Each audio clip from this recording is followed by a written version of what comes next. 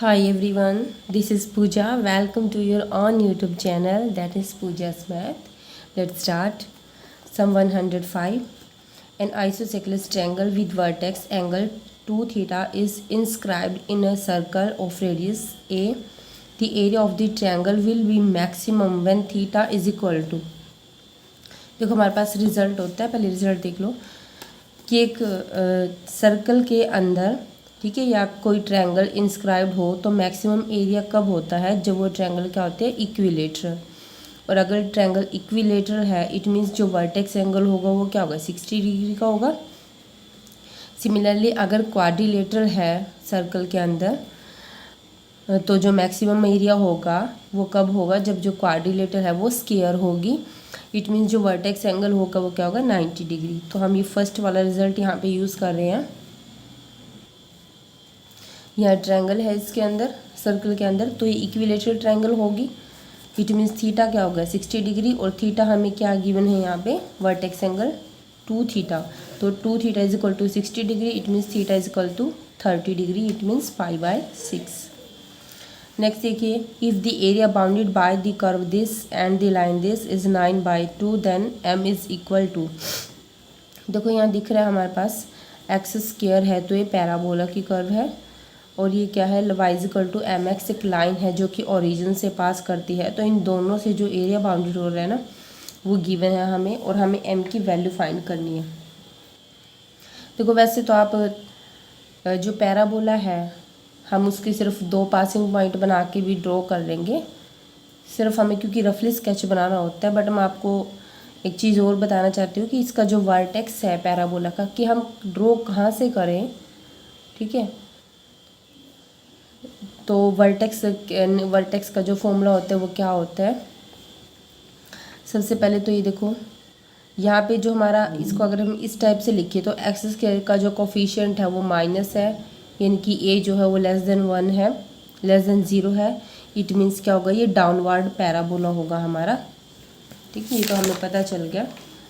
अब हमें क्या पता, देखो कि हम इसको ऐसे भी ले सकते हैं, ऐसे भी ले सकते हैं। तो जो वर्टेक्स है ना, मतलब वो पॉइंट उससे ऊपर नहीं जा सकता पैराबोला, तो वो वर्टेक्स हम कैसे फाइंड करते हैं ये मैं आपको नॉलेज के लिए बस बताना चाहती हूँ।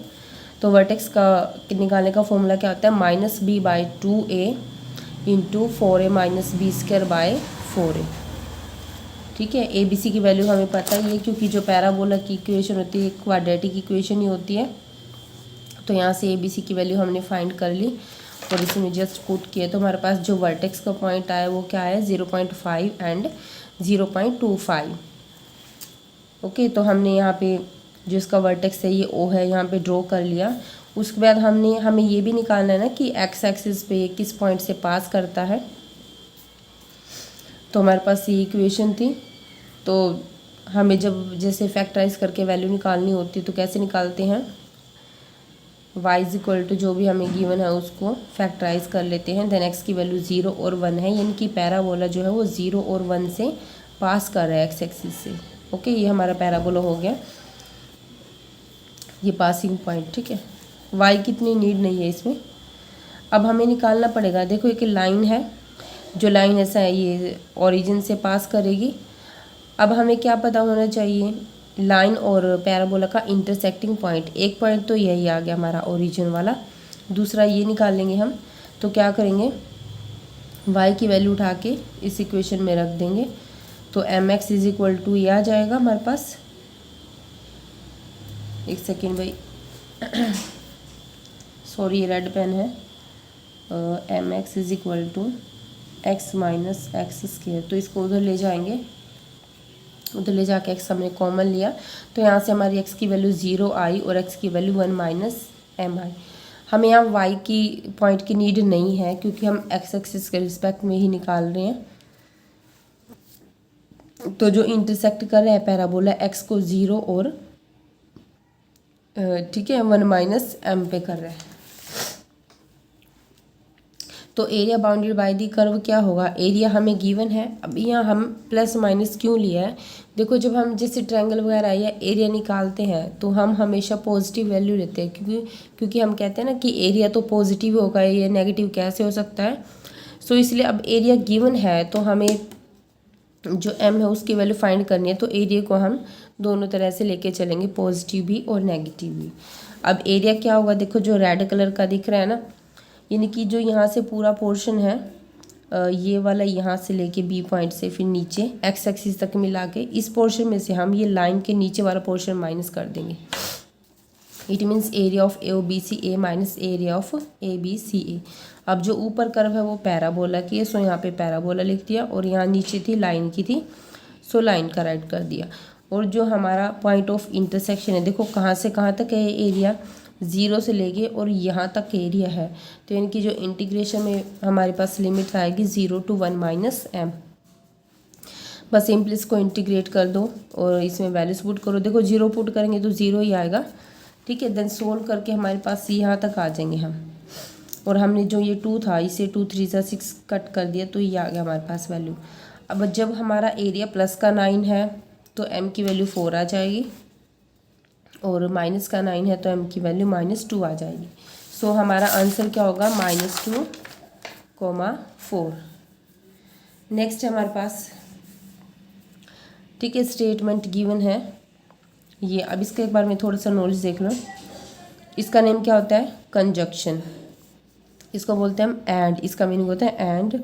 और ये क्या होता है, डिसजंक्शन, इसको हम बोलेंगे और, ठीक है। देखो ये 12th के मैथ में आपको मिल जाएगी ये टेबल, आई थिंक एलिमेंट में मिल जाए, तो अभी मैं फ़िलहाल डीपली नहीं बता पाऊँगी क्योंकि इतना टाइम कम है।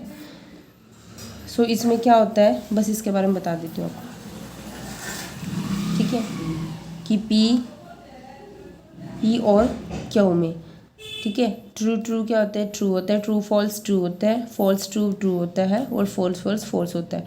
सिर्फ दोनों फॉल्स होंगे ना तभी फॉल्स आएगा आंसर, अदरवाइज दोनों ट्रू हो या एक फॉल्स तो एक ट्रू हो तो ट्रू ही आएगा आंसर। तो आप इन दोनों पे चाहिए अप्लाई करके देख ले तो सेम ही आंसर आता है, ठीक है। जैसे ट्रू फॉल्स हुआ तो ट्रू आंसर आएगा, ये ट्रू फॉल्स हुआ तो भी ट्रू आंसर आएगा, तो यहाँ से भी ऐसे ही आएगा, ठीक है। तो इट मीन्स ये क्या है, ट्रू है दोनों। अब ट्रू है तो इसमें से हमारा ये आंसर कैसे है, टोटोलॉजी। टोटोलॉजी होता क्या है, a logical combination of sentence that is always true regardless of the truth और falsity of the constituent sentences. यानी कि इसमें जो कंबाइंड स्टेटमेंट होती है ना वो ट्रू होनी चाहिए। इससे कोई मतलब नहीं है कि जो अलग अलग स्टेटमेंट है वो एक ट्रू है एक फॉल्स है, ओके। तो ये टोटोलॉजी होती है। और फाल्सी क्या होती है, ए फॉल्स बिलीफ और ए रॉन्ग आइडिया, ठीक है। ये मैंने बस मीनिंग देखा था, इसका मीनिंग भी पता हो तो भी हमें थोड़ा आइडिया हो जाता है। तो देखो ये हमारे पास कंबाइंड स्टेटमेंट क्या है, ट्रू ही आएगी ना, चाहे इसमें से एक ट्रू हो या फॉल्स हो, तो इसका मतलब इसका आंसर क्या आएगा, टोटोलॉजी। नेक्स्ट है, if mean of the Poisson distribution is m then standard deviation is equal to. एक बार ये समझ लीजिए, जो पॉइजन डिस्ट्रीब्यूशन होते हैं फॉर्मूला होता है इसमें जो p of x is equal to r, इसको क्या बोलेंगे, probability of exactly occurrence in a given interval. और जो लैम्डा क्या है, मीन है, ये mean number of occurrence during interval. और r क्या होता है, नंबर ऑफ ऑकरेंस, कितनी बार वो किया गया। ई क्या है, ये नेचुरल जो लॉगरिथम होता है उसका बेस होता है। और सबसे एक मेन चीज़ देखो, अच्छा इसमें एक लैम्डा ग्रेटर देन 0 होता है, यानी कि जो मीन होता है वो ग्रेटर देन 0 होता है। और इसमें सबसे मेन बात क्या है कि जो मीन होता है वो वेरिएंस के इक्वल होता है। अब हमें पता होता है कि जो स्टैंडर्ड डेविएशन है वो क्या होता है, अंडर रूट वेरिएंस, और वेरिएंस क्या है, मीन, और मीन हमारे पास क्या है, m है। सो हमारा आंसर क्या आ गया, √m। नेक्स्ट देखिए, if 10 coins are toss together then the probability of getting at least 7 heads is equal to. Probability निकालनी हो कि कम से कम 7 हेड आए, यानी कि ज़्यादा भी आ सकते हैं। So P of x is equal to r is equal to NCR, जिसका फॉर्मूला होता है जहाँ पे P क्या होता है हमारे पास, प्रोबेबिलिटी ऑफ सक्सेस, और Q क्या होता है, प्रोबेबिलिटी ऑफ फेलियर। अब कॉइन टॉस करते हैं तो कॉइन में हमारे पास जो सक्सेस होती है वो क्या होती है, 1/2, और फेलियर क्या होती है, 1 माइनस सक्सेस कर देंगे तो 1/2।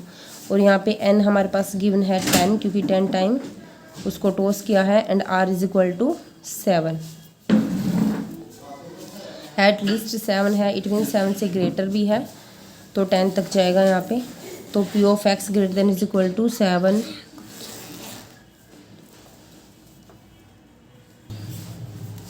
सो यहाँ पे हमारे पास x की वैल्यू क्या है 7, 7 से ग्रेटर है तो ऐड होती जाएगी। x is equal to 8, p of x is equal to 9 and p of x is equal to 10। इसका फॉर्मूला हमारे पास है, वहाँ पर सिर्फ वैल्यूज़ पुट करेंगे।